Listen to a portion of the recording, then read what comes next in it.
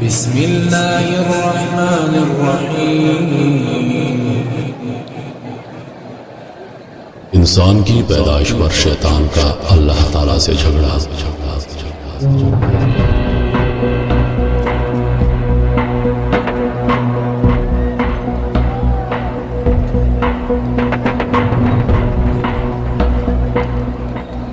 جب کچھ بھی نہیں تھا، صرف اللہ کی ذات تھی۔ اللہ نے سب سے پہلے پانی کو بنایا، پھر پانی کے اوپر اپنا عرش بنایا، پھر اللہ نے قلم بنایا اور قلم کو حکم دیا کہ لکھو جو کچھ بھی قیامت تک ہونا ہے سب کچھ لکھ دو، اور قلم نے اللہ کے حکم سے سب کچھ لکھ دیا جو کچھ قیامت تک ہونا ہے۔ پھر 50,000 سال کے بعد اللہ تعالیٰ نے آسمان اور زمین کو بنایا، پھر اللہ تعالیٰ نے فرشتوں اور جنوں کو بنایا۔ انسان کو دنیا میں بھیجنے سے 2000 سال پہلے اللہ پاک نے جنات کو دنیا میں بھیج دیا تھا، لیکن جنات نے دنیا میں آ کر خوب دنگا فساد کیا اور خون خرابہ کیا۔ اللہ نے جب انسان کو پیدا کرنا چاہا تو اللہ نے فرشتوں کو بتایا کہ میں ایک ایسی مخلوق پیدا کرنے والا ہوں جو زمین میں میرا خلیفہ ہوگی۔ فرشتے کیونکہ جنات کے حالات سے واقف تھے تو فرشتوں نے اللہ تبارک و تعالیٰ سے التجا کی، اے اللہ، یہ انسان بھی دنیا میں جا کر فساد کرے گا اور خون خرابہ کرے گا۔ اللہ نے جواب دیا، جو میں جانتا ہوں وہ تم نہیں جانتے۔ اور یاد کرو جب تمہارے رب نے فرشتوں سے فرمایا میں زمین میں اپنا نائب بنانے والا ہوں، تو وہ بولے ایسے کو نائب کرے گا جو اس میں فساد پھیلائے گا اور خون ریزیاں کرے گا۔ ہم تجھے سراہتے ہوئے تیری تسبیح کرتے ہیں اور تیری پاکی بولتے ہیں۔ فرمایا جو مجھے معلوم ہے وہ تم نہیں جانتے۔ اللہ تعالیٰ نے اسرافیل علیہ السلام، میکائیل علیہ السلام اور جبرائیل علیہ السلام کو باری باری زمین پر بھیجا کہ جا کر زمین کے چاروں کونوں سے مٹی لے کر آؤ، میں نے انسان کو پیدا کرنا ہے۔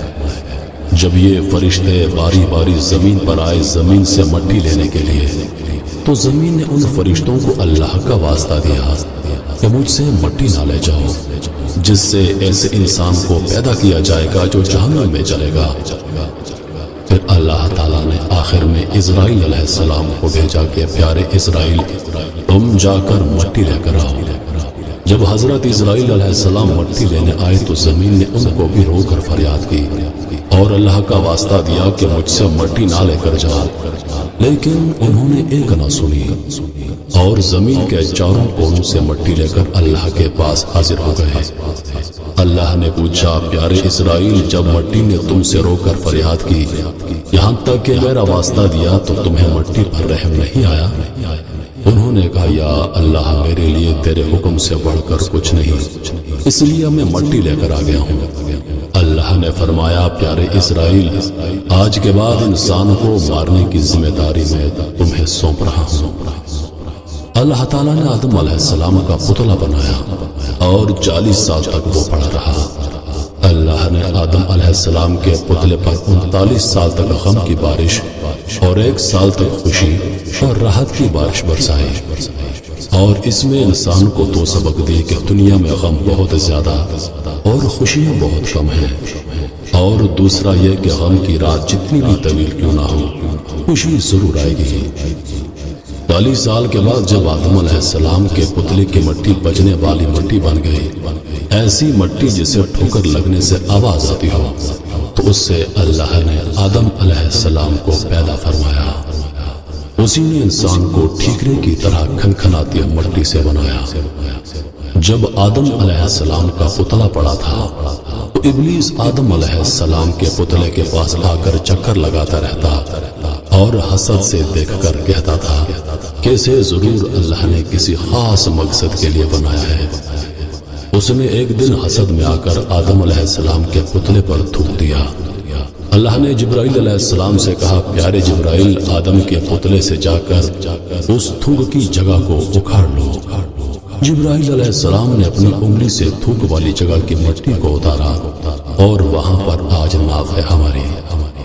پھر اللہ تعالیٰ نے اس ابلیس کی تھوک والی مٹی سے کتے کو پیدا کیا، اس لیے کتے کے اندر وفاداری انسان کی جبلت کا اثر ہے اور کاٹتا ہے کہ یہ شیطان کی تھوک کا اثر ہے۔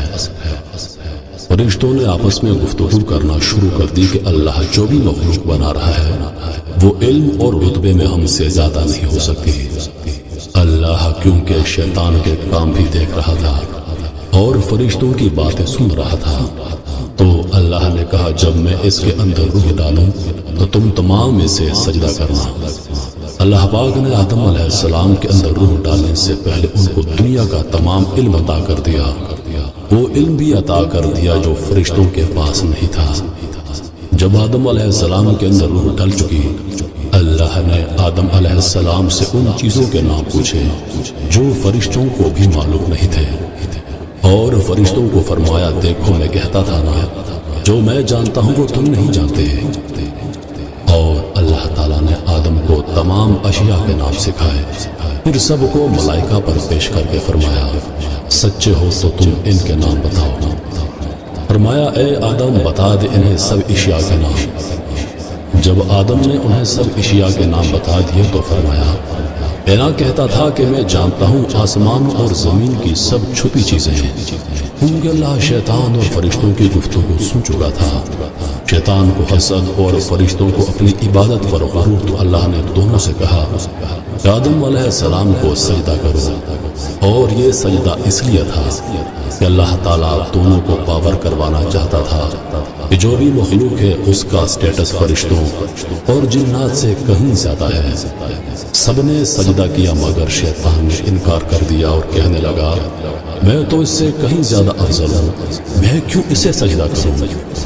اور جب ہم نے فرشتوں کو حکم دیا کہ آدم کے آگے سجدہ کرو تو وہ سجدے میں گر پڑے، مگر شیطان نے انکار کر دیا اور غرور میں آ کر کافر بن گیا۔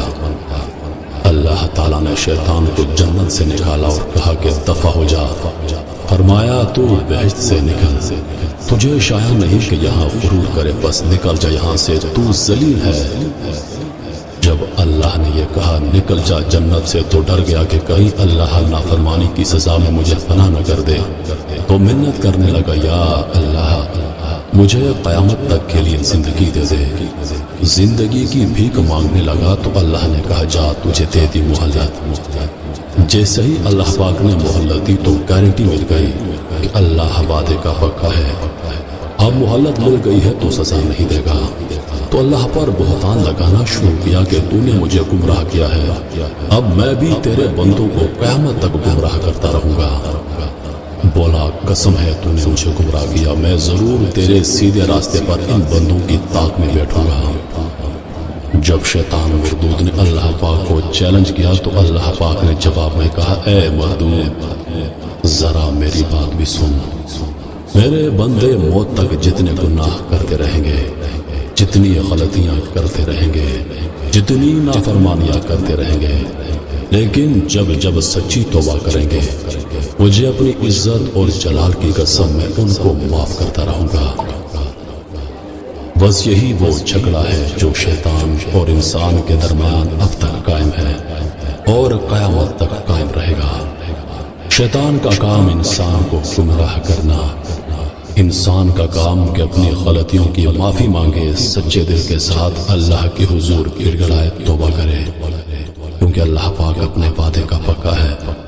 اس نے شیطان سے وعدہ کیا تھا کہ میرا بندہ جتنے گناہ کر لے، جب مجھ سے سچی توبہ کرے گا میں اس کی توبہ قبول کروں گا، میں اس کے گناہوں کو معاف کر دیا کروں گا۔ میرے محترم عزیز دوستو، اب انتخاب آپ نے کرنا ہے، کیا آپ کو ابلیس کی فوج کا سپاہی بننا ہے یا رحمان کی فوج کا سپاہی؟ غلطیاں سب سے